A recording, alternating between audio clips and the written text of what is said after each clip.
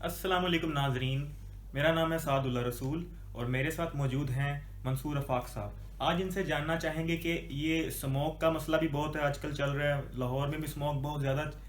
بڑھ رہی ہے اور اس کی ایک وجہ ہے یہ اورنج لائن ٹرین۔ تو یہ موجودہ حکومت کے گلے کا پھندا بنتا جا رہی ہے، تو آپ سر اس میں کیا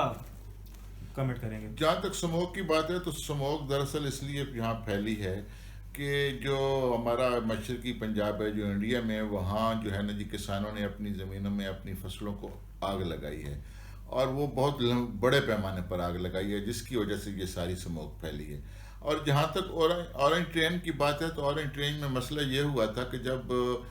شہباز شریف نے اس کا افتتاح کیا تھا تو اس وقت انہوں نے ایک کام یہ کیا تھا کہ جنریٹر منگا کر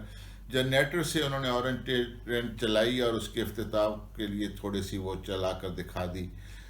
تو اس کے بعد کام وہیں رک گیا۔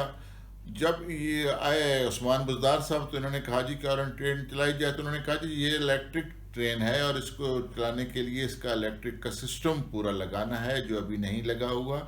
اور وہ الیکٹرک کا سسٹم اس کے بجٹ کا 30% حصہ ہے۔ اس کے لیے پھر انہوں نے جناب کوئی 170 ارب روپے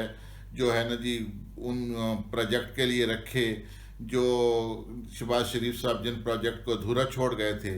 تو اب انشاءاللہ جنوری میں یہ پروجیکٹ کمپلیٹ ہو جائے گا، اور جنوری سے یہ عوام کے لیے اورنج ٹرین کھل جائے گی، اور لوگوں کو جو ہے نا جی یہ اورنج ٹرین پر آنے جانا کی جو فیسلٹی ہے وہ مہیا ہوگی۔